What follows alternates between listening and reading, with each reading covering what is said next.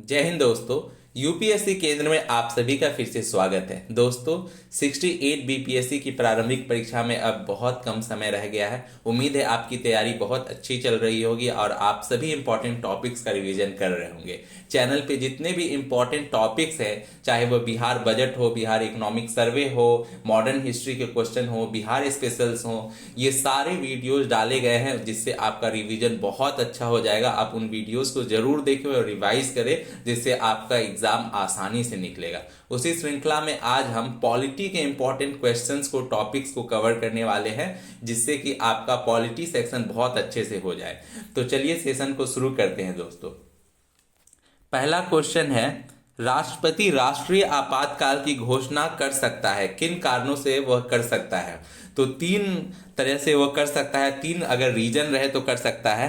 पहला है हथियार बंद विद्रोह के आधार पर, यानी आर्म्ड रेवेलियन हो दोस्तों पहले। दूसरा जो है हो सकता है वो है बाहरी आक्रमण के आधार पर, यानी एक्सटर्नल एग्रेशन हो, बाहर से कोई वार देश छेड़ दे तो हो सकता है नेशनल इमरजेंसी। और तीसरा जो है युद्ध के आधार पर, अगर किसी देश के साथ युद्ध हो जाए, वार हो जाए, तो फिर राष्ट्रपति के पास यह अधिकार होता है कि वो नेशनल इमरजेंसी घोषित कर सकता है। लेकिन दोस्तों आप सोच रहे होंगे कि राष्ट्रपति अपने मन से कर देता है क्या?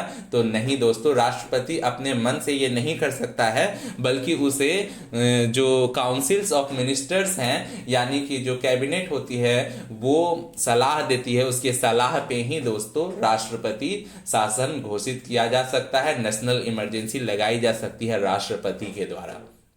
इसके अलावा दोस्तों एक बार राष्ट्रपति शासन लगता है तो उसे दोस्तों 1 साल के लिए कंटिन्यू रखा जा सकता है, और उसके बाद फिर से उसे दोनों सदनों में से पारित कराना होता है अगले साल के लिए, अगर और आगे बढ़ाना है इमरजेंसी को तो। और तीसरा पॉइंट इसमें इंपॉर्टेंट है दोस्तों कि राष्ट्रपति शासन की अवधि कितनी हो सकती है? तो ये दोस्तों इसका कोई टाइम लिमिट नहीं है, कितने भी वर्षों के लिए ये हो सकता है, लेकिन दोस्तों एक बार में 1 साल के लिए ही ये हो सकता है, तो ये भी आप ध्यान रखेंगे।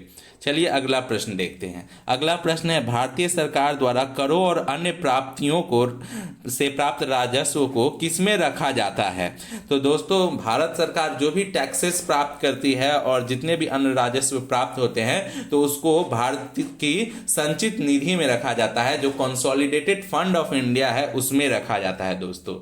तो ये आप याद रखेंगे।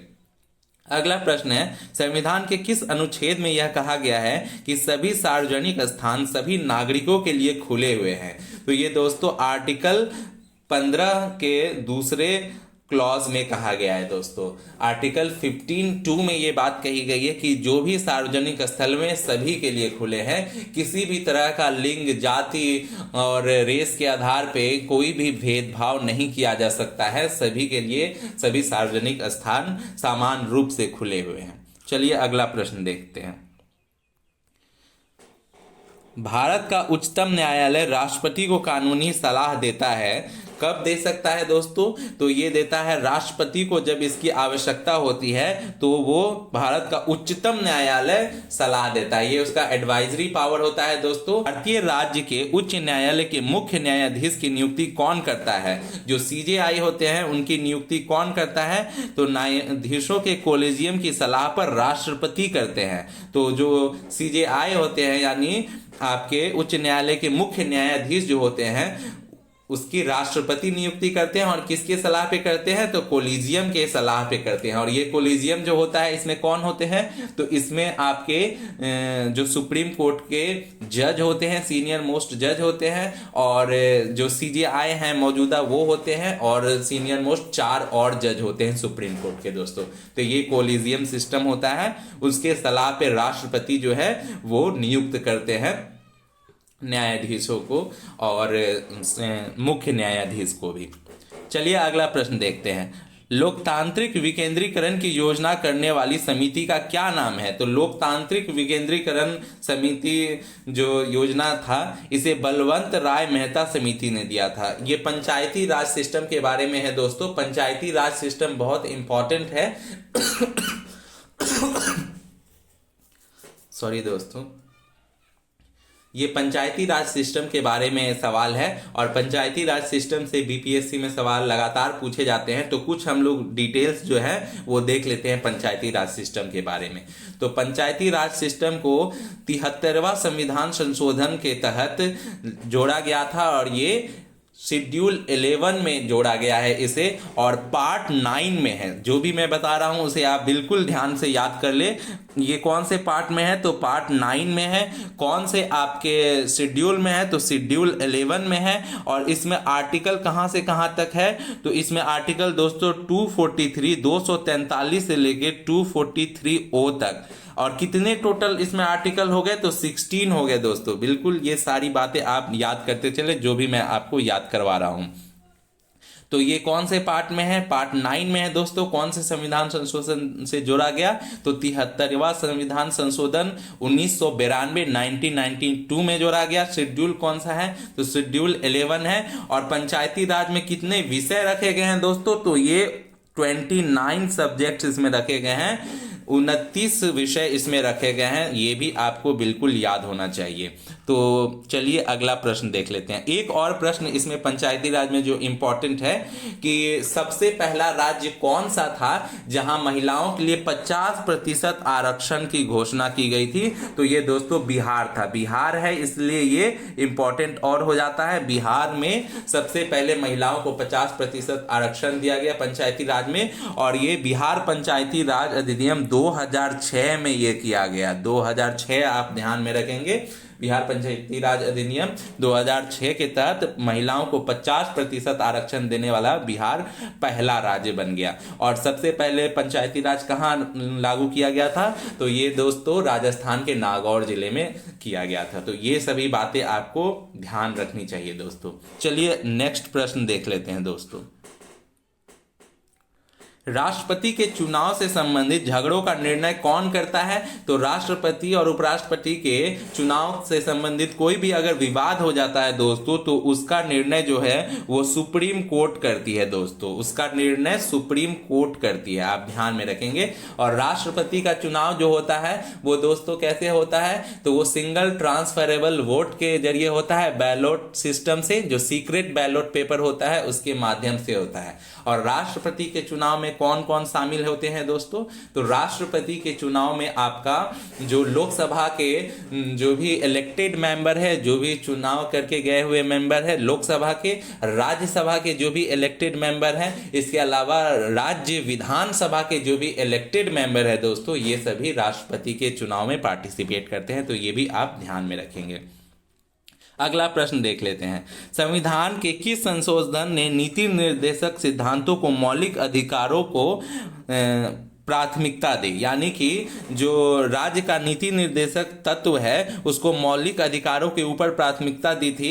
ये था संविधान का 42वां संशोधन। 42वां संशोधन जो था ये आपका, इसे मिनी कॉन्स्टिट्यूशन भी कहा जाता है क्योंकि इसमें बहुत सारे बदलाव किए गए थे, संविधान में बहुत सारे संशोधन किए गए थे और ये आया था 1976 में दोस्तों। तो ये भी आप ध्यान में रखेंगे।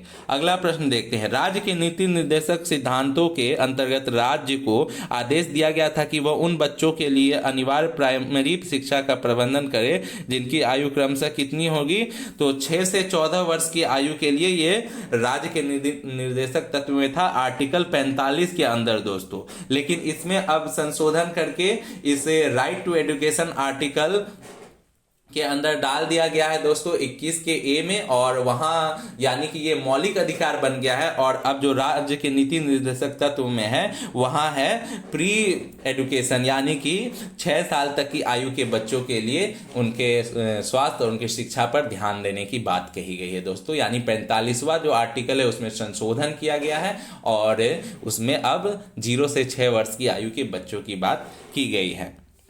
वहीं पे एक प्रश्न और ध्यान में रखेंगे आप दोस्तों, ये आइडिया कहाँ से लिया गया है, राज्य के नीति निर्देशक तत्व जो directive principle of state policy जिसे कहते हैं, तो ये आइडिया लिया गया है दोस्तों आपके आयरलैंड के कॉन्स्टिट्यूशन से ये आइडिया लिया गया है। अगला प्रश्न देखते हैं दोस्तों। स्पीकर की अनुपस्थिति में संसद के दोनों सदनों की संयुक्त बैठक की अध्यक्षता कौन करता है? तो जब स्पीकर अगर नहीं रहेगा और ज्वाइंट सीटिंग हो रही है तो लोकसभा का उप स्पीकर जो है आपका करेगा दोस्तों। लोकसभा का जो उप स्पीकर होता है वो इसका करेगा, सीटिंग की अध्यक्षता करेगा। और अगर वो भी ना रहा तो राज्यसभा का जो वाइस चेयरमैन रहता है वो करेगा। यानी किसी भी सूरत में जो राज्यसभा का चेयरमैन होते हैं यानी कि जो हमारे वाइस प्रेसिडेंट होते हैं वो ज्वाइंट सीटिंग की अध्यक्षता नहीं करेंगे दोस्तों। तो ये आप बात ध्यान में रखेंगे। अगला प्रश्न, किस अनुच्छेद के अनुसार राज्य की कार्यपालिका शक्ति राज्यपाल के साथ है? तो ये है अनुच्छेद 154। लेकिन राज्यपाल जो होता है वो कोई भी फैसला अपने अनुसार नहीं करता है। कुछ ऐसे फैसले हैं जिसमें उसे अपना डिस्क्रिशन है, कॉन्स्टिट्यूशनल राइट है। यदि चुनाव में किसी को भी बहुमत नहीं मिलता है तो फिर वो अपने डिस्क्रिशन से किसी पार्टी को सरकार बनाने के लिए बुला सकती है। तो कुछ मामलों में है या कोई बिल है जिसे वो राष्ट्रपति के लिए रिजर्व कर सकती है। लेकिन ज्यादातर मामलों में दोस्तों वो जो राज्य की विधानसभा की कैबिनेट होती है वही उसी के सलाह पे काम करती है। मंत्रिपरिषद के सलाह पे ही राज्यपाल कार्य करते हैं।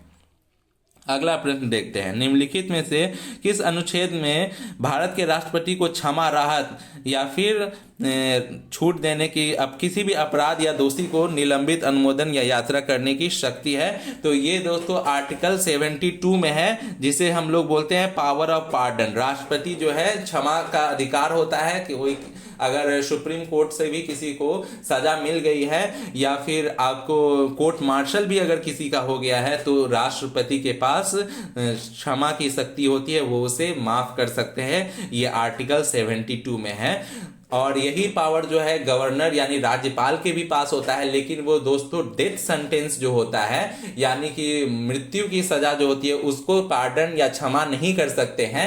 ये पावर राष्ट्रपति के पास होता है। और वहीं जो कोर्ट मार्शल में सजा मिलती है सेना में उसका भी क्षमा करने का अधिकार केवल राष्ट्रपति के पास होता है, राज्यपाल नहीं कर सकते हैं। तो ये आप ध्यान में रखेंगे दोस्तों। अगला प्रश्न देखते हैं, अगर कोई वित्त विधेयक लोकसभा द्वारा स्वीकृत हो जाए तो राज्यसभा इससे अधिक कितने वक्त के लिए रोक सकती है? तो अगर कोई वित्त विधेयक है यानी दोस्तों यानी कोई अगर धन विधेयक है तो उसका वो राज्यसभा में पहली बात नहीं लाया जा सकता है, केवल वो लोकसभा में लाया जाता है मनी बिल। और राज्यसभा उसमें कोई भी फैसला नहीं ले सकती है, वह केवल सुझाव दे सकती है। उसके सुझाव को मानना है या नहीं मानना है ये लोकसभा के ऊपर निर्भर करता है। और ज्यादा से ज्यादा वह 14 दिनों के लिए इसको रोक कर रख सकती है दोस्तों।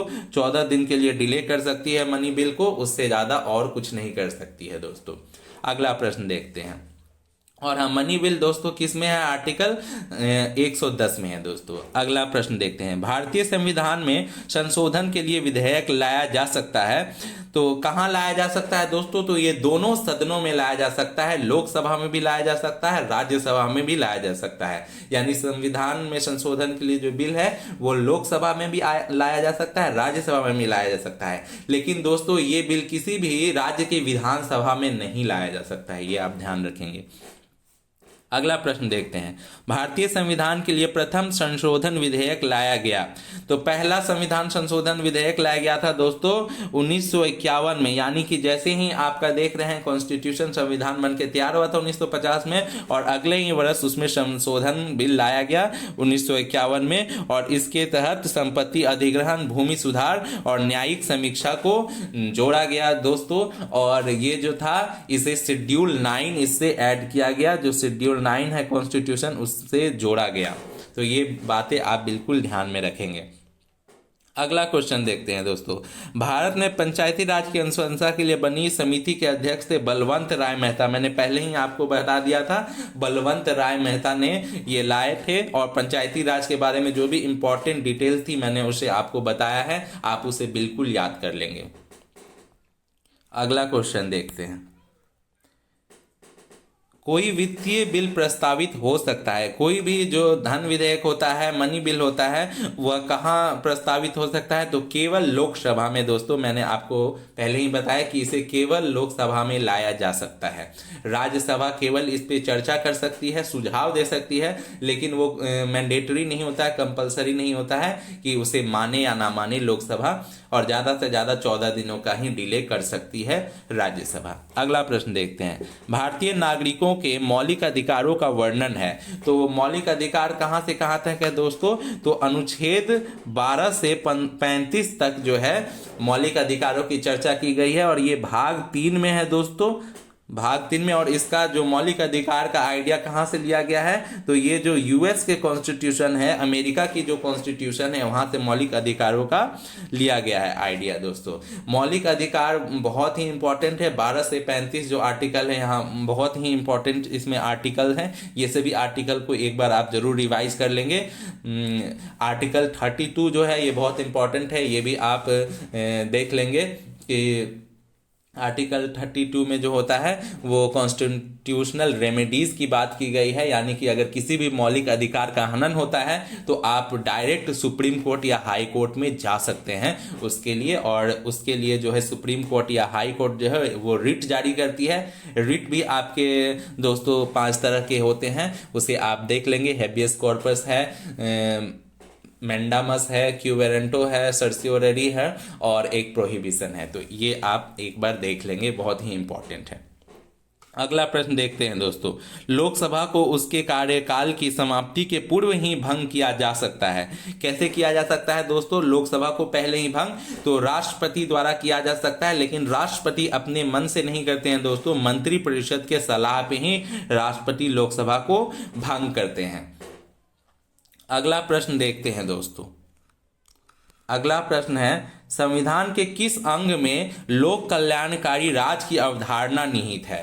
तो लोक कल्याणकारी राज्य के निर्माण की बात की गई है दोस्तों, वो राज्य के नीति निर्देशक तत्व, जिसे हम शॉर्ट फॉर्म में डीपीएसपी बोलते हैं, यानी directive principle of state policy, उसमें की गई है। जैसे मैंने पहले ही बताया आपको, ये पार्ट 4 में है दोस्तों, आप इसे ध्यान रखेंगे। इसमें आर्टिकल जो है 36 से लेके 51 तक है दोस्तों, ये भी आप ध्यान में रखेंगे। और ये सभी आर्टिकल्स भी काफी इंपॉर्टेंट है, एक बार आप इसे जरूर रिवाइज कर लीजिएगा।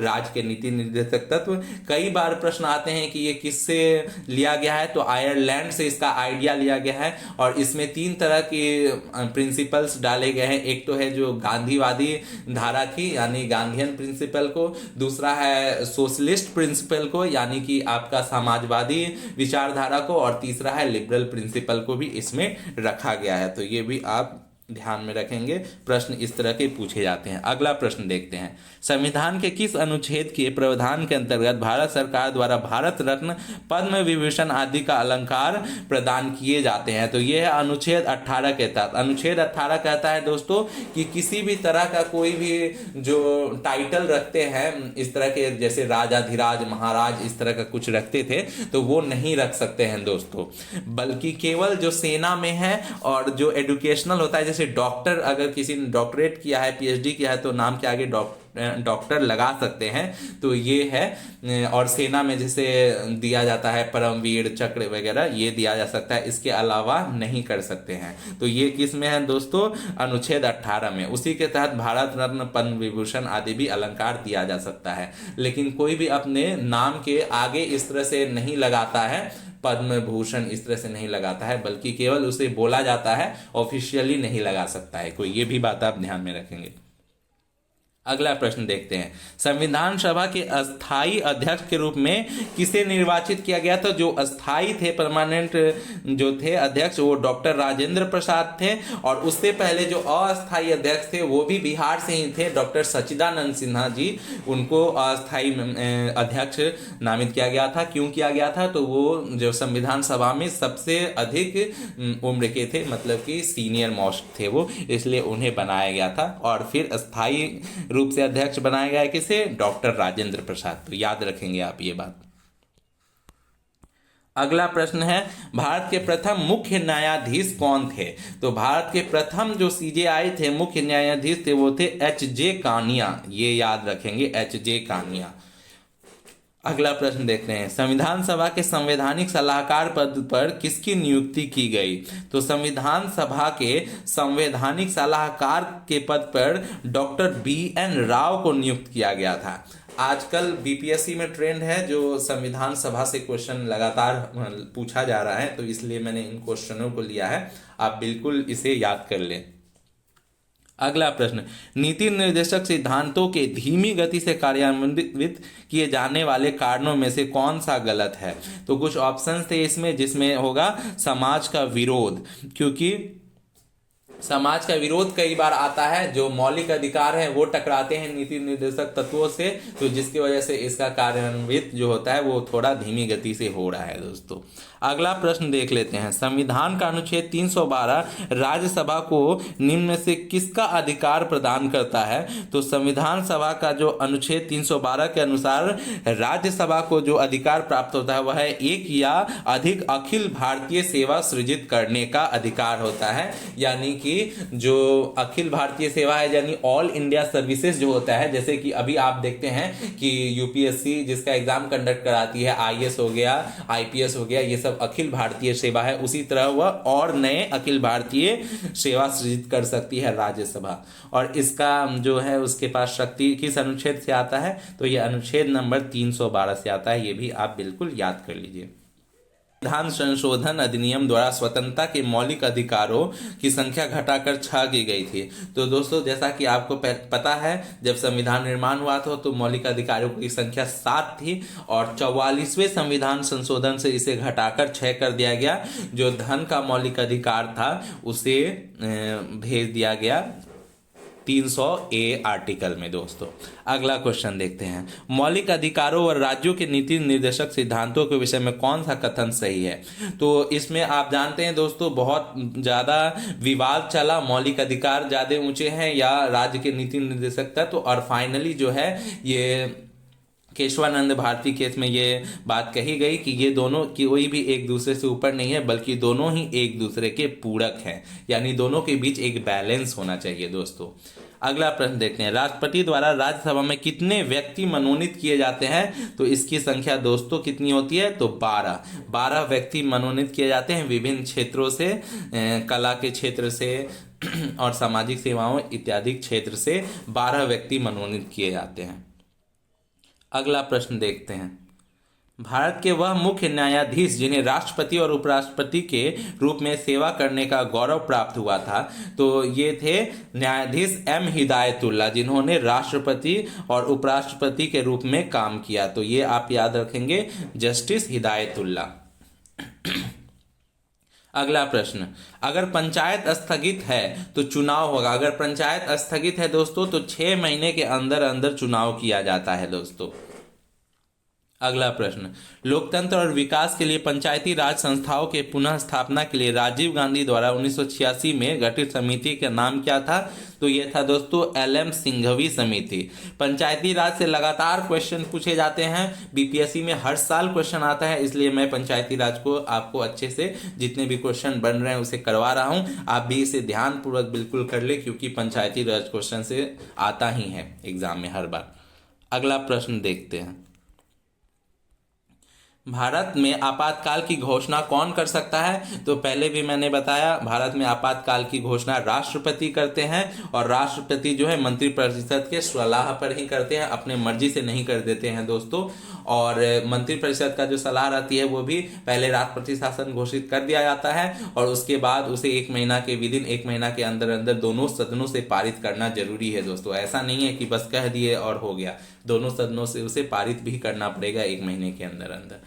और 3 तरह के जो है आपातकाल लगाए जाते हैं, जो कि आपका आर्टिकल 352 में है, यानी कि जिसमें राष्ट्रीय आपातकाल लगाया जाता है। 356 में प्रेसिडेंट रूल लगाया जाता है दोस्तों, राष्ट्रपति शासन। और 360 में जो है वो अगर फाइनेंशियल इमरजेंसी लगाया जाता है दोस्तों, यानी बहुत बड़ा किसी तरह का फाइनेंशियल क्राइसिस आ गया देश में, तो वो लगाया जाता है। जो कि आज तक कभी नहीं लगाया गया है दोस्तों। ये भी आप ध्यान में रखेंगे कि वित्तीय आपातकाल कभी भी नहीं लगाया गया है। अगला प्रश्न, भारतीय संविधान के किस अनुच्छेद में वित्तीय आपातकाल से संबंधित प्रावधान वर्णित है? अभी मैंने आपको बताया आर्टिकल 360 में है, और ये भी बताया कि ये आज तक एक बार भी नहीं लगाया गया है।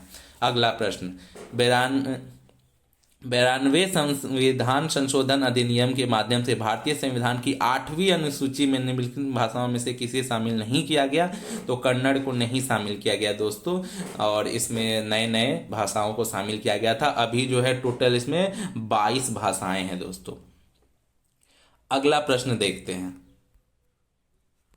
संविधान का कौन सा संशोधन सरकार में निजी उच्च शिक्षा संस्थानों के रूप में अन्य पिछड़े वर्ग के लिए 27% आरक्षण प्रदान करता है? तो ये है दोस्तों 93rd अमेंडमेंट, 93 संशोधन के द्वारा जो निजी संस्थान है उसमें भी ओबीसी के लिए 27% आरक्षण प्रदान किया जाता है। अगला प्रश्न, भारतीय निर्वाचन आयोग निम्नलिखित में से किसकी चुनाव प्रक्रिया के प्रशासन के लिए जिम्मेदार नहीं है? तो पंचायत चुनाव। पंचायत चुनाव जो है दोस्तों वो भारतीय निर्वाचन आयोग नहीं करवाता है, बल्कि इसके लिए राज्य निर्वाचन आयोग का गठन किया गया है। जो राज्य निर्वाचन आयोग होते हैं वो पंचायत के चुनाव करवाते हैं, और प्रत्येक 5 वर्ष पे ये चुनाव करवाया जाता है।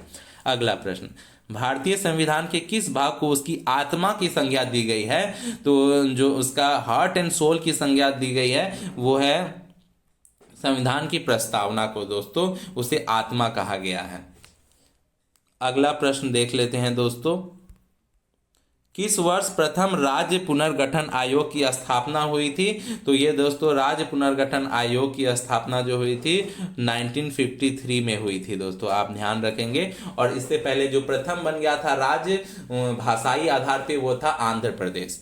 अगला प्रश्न देखते हैं, भारतीय संविधान के अनुसार कितनी भाषाओं को कार्यशैली ऑफिशियल भाषा का दर्जा दिया गया है? तो अभी मैंने आपको बताया ये संख्या है 22।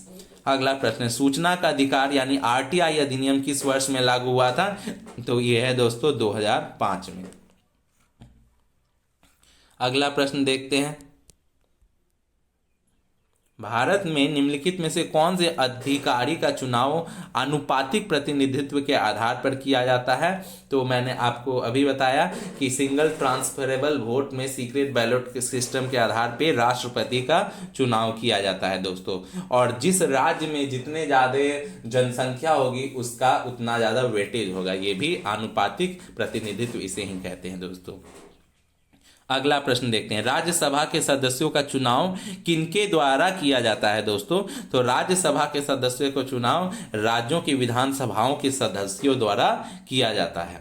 अगला प्रश्न, लोकसभा की बैठक के गठन के लिए आवश्यक कोरम सदन के कुल सदस्यों का कितना होता है? तो 1/10 होता है दोस्तों। कुल सदस्यों का 1/10 जो होता है वो कोरम होता है। अगर कोरम नहीं है तो फिर जो लोकसभा का जो है बैठक है वो नहीं होगा दोस्तों। कोरम होना चाहिए तभी लोकसभा का बैठक होगा। अगला प्रश्न देखते हैं, भारत में कार्यकारी प्रमुख किसे माना जाता है, यानी एग्जीक्यूटिव हेड किसे माना जाता है दोस्तों? तो वो है प्रधानमंत्री को माना जाता है।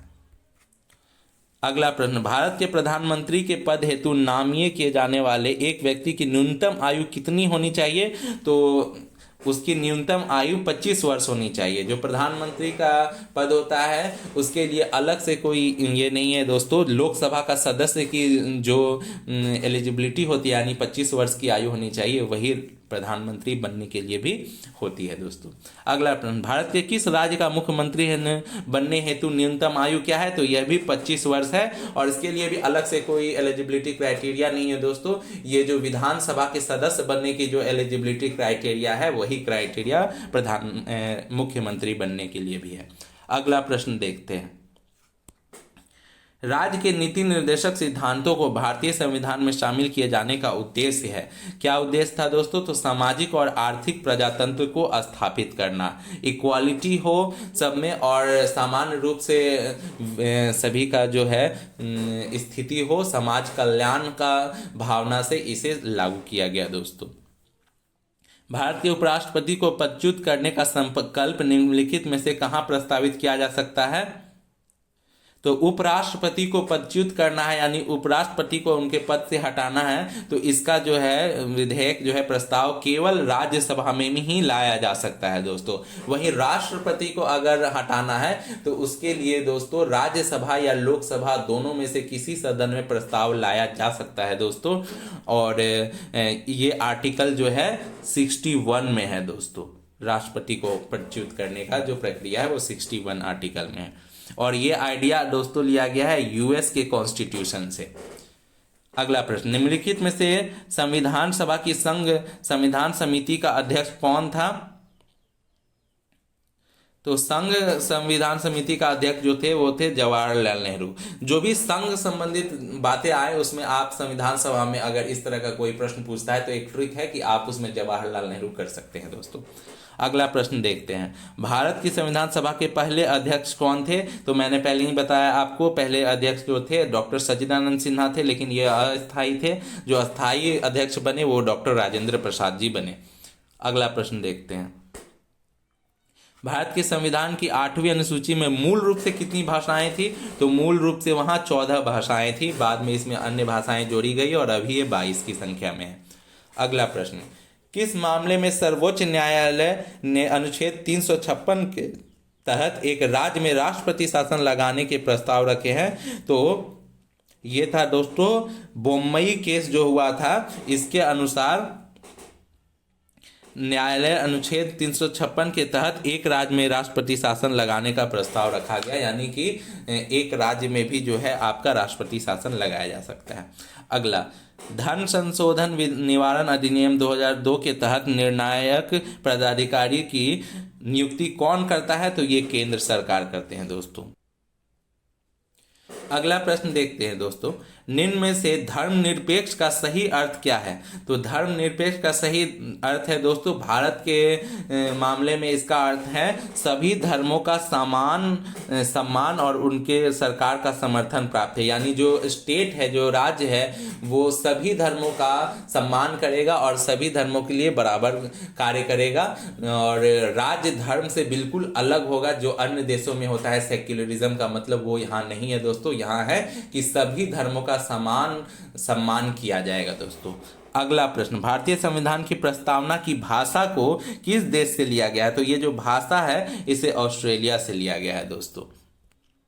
अगला प्रश्न देखते हैं, संविधान के किस भाग को भारत का मैग्ना कार्टा कहा जाता है? तो भारत का मैग्ना कार्टा जो है भाग 3 को कहा जाता है, यानी कि जो मौलिक अधिकार हैं भाग 3 में दिए गए हैं उसे ही भारत का मैग्ना कार्टा कहा जाता है या संविधान का मैग्ना कार्टा कहा जाता है। अगला प्रश्न, निम्न में से कौन सा कार्य अनुच्छेद 17 के अंतर्गत छुआछूत माना जाता है? तो दोस्तों धार्मिक दार्शनिक आधार पर छुआछूत को सही ठहराना भी छुआछूत है। किसी व्यक्ति को समान बिक्री या सेवा देने से रोकना, यह भी दोस्तों अनटचेबिलिटी मानी जाएगी। किसी व्यक्ति को सार्वजनिक स्थल पर प्रवेश से रोकना भी अनटचेबिलिटी है दोस्तों, यानी कि इसका उत्तर होगा डी, यानी उपरोक्त सभी। और आर्टिकल 17 में किसी भी तरह के अनटचेबिलिटी को प्रोहिबिट किया गया है और उसे बिल्कुल जो है निरस्त किया गया है दोस्तों।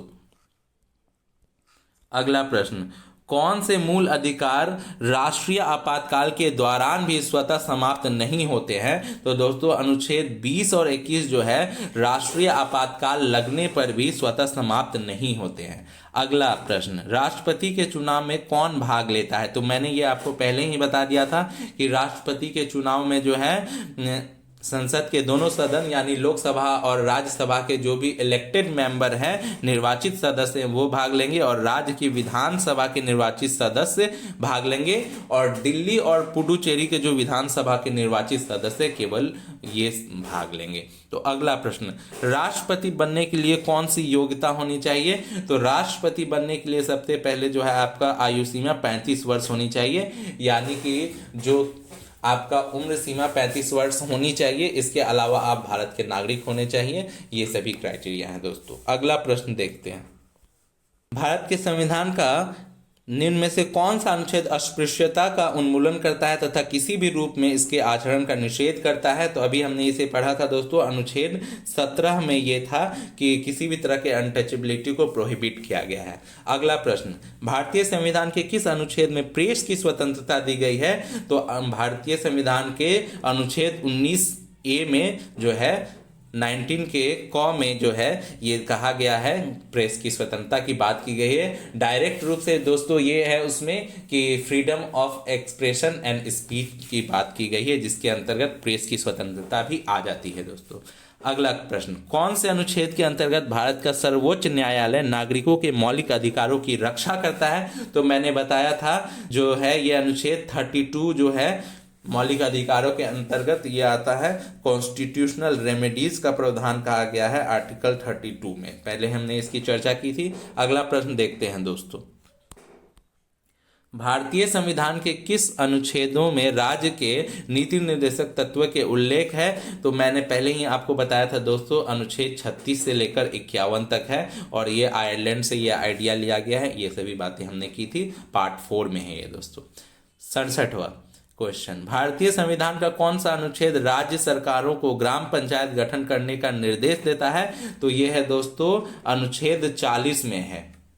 अगला प्रश्न, भारत के संविधान के अनुच्छेद 355 के अधीन संघ का वह दायित्व है कि वह बाहरी आक्रमण और आंतरिक अशांति से राज्य की सुरक्षा करे, क्योंकि राज्यों के पास दोस्तों इमरजेंसी लगाने का कोई अधिकार नहीं होता है। यह केवल और केवल राष्ट्रपति के पास अधिकार रहता है, वह भी केंद्रीय मंत्रिमंडल के सलाह पर। तो इसलिए राज्यों का जो बाहरी आक्रमण और आंतरिक अशांति से सुरक्षा प्रदान करना है, ये जिम्मेदारी दोस्तों केंद्र सरकार की होती है।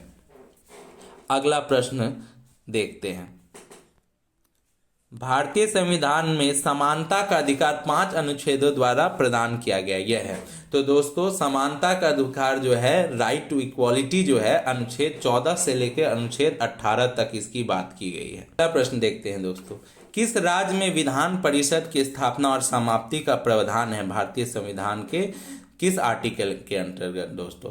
तो विधान परिषद जो है, लेजिस्लेटिव काउंसिल बनाने का अधिकार जो दिया गया है वो अनुच्छेद 169 आर्टिकल 169 के अंतर्गत दिया गया है दोस्तों। अगला प्रश्न, किस अनुच्छेद के तहत अवशिष्ट शक्तियां केंद्र के पास है? तो जो अवशिष्ट शक्तियां हैं यह अनुच्छेद 248 248 के अनुसार केंद्र सरकार के पास है दोस्तों। अगला प्रश्न देखते हैं, संविधान के किस अनुच्छेद के अंतर्गत केंद्र सरकार राज्य सरकारों को निर्देश दे सकती है? तो केंद्र सरकार राज्य सरकारों को आर्टिकल 256 256 के अनुसार राज्य सरकारों को निर्देश दे सकती है दोस्तों। जो भी इंपॉर्टेंट आर्टिकल्स हैं उसे भी मैंने लिया है, क्योंकि बीपीएससी स्टेट जो सिविल सर्विसेज होते हैं उसमें अनुच्छेद पूछे जाते हैं डायरेक्ट। तो अगला देखते हैं, भारतीय संविधान के किस अनुच्छेद के अंतर्गत वित्त आयोग के गठन का प्रावधान है? तो ये दोस्तों अनुच्छेद 280 में जो है फाइनेंस कमीशन बनाने की बात की गई है दोस्तों, और ये प्रत्येक 5 साल पे बनाया जाता है। भारतीय संविधान के किस अनुच्छेद में नई अखिल भारतीय सेवा स्थापना का प्रावधान करता है? तो अनुच्छेद 312 के तहत, और ये अधिकार जो है दोस्तों राज्यसभा के पास होता है। अगला प्रश्न देखते हैं, संघ लोक सेवा आयोग के कार्यों का उल्लेख किस अनुच्छेद के अंतर्गत आता है? तो यह अनुच्छेद 320 के अंतर्गत यह आता है। कौन सा अनुच्छेद संसद के 2 अधिवेशनों के बीच 6 माह के अंतराल की अनिवार्यता का उल्लेख करता है? तो अनुच्छेद 85, यानी कि 2 जो अधिवेशन है उसके बीच मैक्सिमम गैप जो है दोस्तों वो 6 महीने का हो सकता है, उससे ज्यादा नहीं। संविधान के किस अनुच्छेद के द्वारा संसद की संयुक्त बैठक का प्रावधान किया गया है? तो ज्वाइंट सीटिंग की बात दोस्तों अनुच्छेद 108 में की गई है। अगला प्रश्न देखते हैं, लोकसभा के एवं राज्यसभा के संयुक्त अधिवेशन के विषय में प्रावधान संविधान के किस अनुच्छेद में किया गया है? तो यह भी दोस्तों अनुच्छेद 108 में है। राष्ट्रपति सर्वोच्च न्यायालय के संविधान के किस अनुच्छेद के अंतर्गत परामर्श ले सकते हैं? तो राष्ट्रपति जो है 143 के तहत जो है सर्वोच्च न्यायालय से किसी भी अनुच्छेद के अंतर्गत परामर्श ले सकते हैं दोस्तों। अगला प्रश्न, मौलिक अधिकारों के बारे में सुनवाई करने का अधिकार किसको दिया गया है? तो मौलिक अधिकारों के बारे में सुनवाई कर सकती है उच्च न्यायालय या सर्वोच्च न्यायालय, हाई कोर्ट और सुप्रीम कोर्ट दोनों ही कर सकती है दोस्तों। अगला प्रश्न देखते हैं, किस राजनीतिक दल को हाल ही में राष्ट्रीय दल के रूप में मान्यता प्राप्त हुई है? तो इस राजनीतिक दल को राष्ट्रीय दल के रूप में मान्यता प्राप्त हुई है, तो ये आपको जो है आम आदमी पार्टी को भी ये मिला है दोस्तों। अगला प्रश्न, संविधान केंद्र सरकार की समस्त कार्यकारिणी शक्तियां किसे प्रदान करता है? तो राष्ट्रपति को दोस्तों। अगला प्रश्न, मौलिक अधिकारों का मुख्य उद्देश्य क्या है? तो व्यक्ति की स्वतंत्रता को सुनिश्चित करना इसका मुख्य उद्देश्य है दोस्तों। अगला प्रश्न देखते हैं, भारतीय संविधान में प्रदत्त मूलभूत अधिकारों को निलंबित करने वाली सत्ता है दोस्तों। तो मूलभूत अधिकारों को संसद दोस्तों खत्म कर सकती है, निलंबित कर सकती है, लेकिन हाँ इसमें दोस्तों वो बेसिक स्ट्रक्चर जो है उसको खत्म नहीं कर सकती। ये बात केशवानंद भारती केस में सुप्रीम कोर्ट में कहा गया था, जो कि बेसिक स्ट्रक्चर है संविधान का उसे नहीं, मूलभूत ढांचा को नहीं बदल सकती है। अगला प्रश्न, राज्यों को भाषा के आधार पर गठित करने हेतु 1948 में गठित प्रथम आयोग अध्यक्ष कौन था? तो जस्टिस M.K. धर कमेटी थे और उसमें जो अध्यक्ष थे वो जस्टिस M.K. धर थे दोस्तों। मौलिक अधिकारों के उल्लंघन के लिए किसी भी नागरिक को सीधे सर्वोच्च न्यायालय जाने का अधिकार संविधान के किस अनुच्छेद द्वारा प्रदत्त है? तो ये मैंने पहले ही बताया आपको, अनुच्छेद 32 के अंदर ये प्राप्त है दोस्तों। अगला प्रश्न, इस समय संपत्ति का अधिकार वस्तुतः क्या है? तो एक कानूनी अधिकार है दोस्तों। अगला प्रश्न, संविधान लागू होने के उपरांत किस मौलिक अधिकार पर सबसे अधिक मुकदमेबाजी हुई? तो ये था दोस्तों संपत्ति का अधिकार, इसलिए दोस्तों इसे संपत्ति का अधिकार को मौलिक अधिकार से हटा के अब कानूनी अधिकार किया गया है दोस्तों। Doctor B.R. अम्बेडकर ने किस मौलिक अधिकार को संविधान के हृदय तथा आत्मा की संज्ञा दी? हार्ट एंड सोल किसे डॉक्टर भीमराव अंबेडकर ने कहा? तो ये था दोस्तों संवैधानिक संरक्षण का अधिकार, यानी आर्टिकल 32 को जो है डॉक्टर भीमराव अंबेडकर ने heart and soul of Indian constitution कहा। अगला प्रश्न, संपत्ति के अधिकार को मौलिक अधिकारों की सूची से किस संशोधन द्वारा हटाया गया? तो ये 44वें संशोधन द्वारा हटाया गया दोस्तों। भारत का संविधान जो है वो कैसी नागरिकता प्रदान करता है? तो वो सिंगल सिटीजनशिप प्रदान करता है दोस्तों, इकहरी नागरिकता, एकल नागरिकता प्रदान करता है। अगला प्रश्न, राष्ट्रपति के त्याग पत्र की सूचना उपराष्ट्रपति किसको देता है? राष्ट्रपति अपना त्याग पत्र दोस्तों किसे देता है? तो वो उपराष्ट्रपति को देता है, और उपराष्ट्रपति यह सूचना दोस्तों लोकसभा के अध्यक्ष को देता है। अगला प्रश्न देखते हैं, संविधान सभा के संवैधानिक सलाहकार पद पर किसकी नियुक्ति की गई थी? तो ये प्रश्न रिपीट हो गया है दोस्तों, डॉक्टर B.N. राव ने को बनाया गया था संविधान सभा का सलाहकार। अगला प्रश्न देखते हैं दोस्तों, राज्य पुनर्गठन अधिनियम 1956 ने समस्त देश को 14 राज्यों तथा 6 संघीय क्षेत्रों में विभक्त किया। भाषा के आधार पर सर्वप्रथम गठित होने वाला राज्य कौन सा था? तो ये दोस्तों मैंने आपको बताया आंध्र प्रदेश। इसकी भी बहुत कहानी है दोस्तों, इसके लिए बहुत ज़्यादा जो है वो आंदोलन चलाया गया था, जिसके प्रमुख थे पोटी श्री रामालू, जिन्होंने बहुत लंबा फास्ट किया और फाइनली उनकी मृत्यु हो गई आमरण अनशन से, और उसके बाद आंध्र प्रदेश का एक राज्य के रूप में, भाषाई राज्य के रूप में गठन किया गया। अगला प्रश्न, भारत की देशी रियासतों के विलय में जिन 2 व्यक्तियों ने महत्वपूर्ण भूमिका निभाई वो कौन थे? तो सरदार पटेल जी थे और V.P. मेनन जी थे, जिन्होंने जो देशी रियासतें थे, लगभग 500 से अधिक देशी रियासतें थी, जिन्हें मिलाकर अखंड भारत बनाया दोस्तों। संविधान भारतीय संघ को क्या नाम प्रदान करता है? तो संविधान के आर्टिकल 1 में लिखा गया है दोस्तों, इंडिया दैट इज भारत, यानी इंडिया अथवा भारत दोनों ही नाम संविधान प्रदान करता है। अगला प्रश्न देख लेते हैं दोस्तों, संविधान की प्रस्तावना में स्वतंत्रता, समानता तथा बंधुत्व के उद्देश्यों को जोड़ने की प्रेरणा कहां से मिलती है? तो ये फ्रांसीसी क्रांति से ये आइडिया मिला है दोस्तों। अगला प्रश्न, प्रस्तावना में प्रयोग किए गए शब्द समाजवादी व धर्मनिरपेक्ष जोड़े गए थे। ये दोस्तों 42वें संविधान संशोधन से जोड़े गए थे 1976। अगला प्रश्न, पहली बार प्रस्तावना में संशोधन कब किया गया? तो ये 42वें संशोधन में किया गया दोस्तों। अगला प्रश्न देखते हैं, मौलिक अधिकार के बारे में सुनवाई करने का अधिकार किसको दिया गया है? तो ये प्रश्न भी रिपीट हो गया दोस्तों, सर्वोच्च न्यायालय और उच्च न्यायालय को ये अधिकार है, यानी सुप्रीम कोर्ट और हाई कोर्ट को। सुप्रीम कोर्ट को बोलते हैं दोस्तों interpreter and guardian of Indian constitution, ये भी बात आप ध्यान रखेंगे। तो मुख्य बातें जो थी, चूंकि पॉलिटी बहुत बड़ा सब्जेक्ट है तो एक वीडियो में तो कवर नहीं हो सकता, लेकिन जो BPSC के लिए मुझे मुख्य बातें लगी वो मैंने इसमें कवर करा कराने का प्रयास किया है दोस्तों। ऐसे मैं जानता हूँ बहुत सारी चीज़ छूट गई है, लेकिन हाँ कुछ कुछ बातें जो बहुत इम्पोर्टेंट थी वो इस वीडियो में कवर कर दिया गया है। आगे देखूंगा मैं, अगर वक्त बचा तो और एक वीडियो में लाऊंगा जिसमें जो चीज़ें छूट गई हैं उसे कवर करने का मैं प्रयास करूंगा पॉलिटी का। और अगले वीडियो में हम और भी जो कुछ कुछ चीज़ें छूट रही है जैसे फॉरेस्ट रिपोर्ट है और एक दो और वीडियोस के माध्यम से जो भी इम्पोर्टेंट इंडेक्सेस है, योजनाएं हैं, इनको कवर करवा दूंगा मैं। आप निश्चिंत रहें और आपका एग्जाम बहुत बेहतरीन जाएगा दोस्तों। करंट अफेयर का भी एक मास्टर वीडियो आने वाला है, तो आप चैनल से जरूर जुड़े रहें। और बहुत सारे लोगों ने चैनल को सब्सक्राइब नहीं किया आप लोग दोस्तों, तो आप लोग चैनल को सब्सक्राइब जरूर करें, कमेंट करें, लाइक करें, जिससे हमारा भी हौसला बढ़े और हम भी अच्छे अच्छे वीडियो आपके लिए लाते रहें और आपका जो है एग्जाम बहुत ही बेहतरीन जाता रहे। तो धन्यवाद दोस्तों।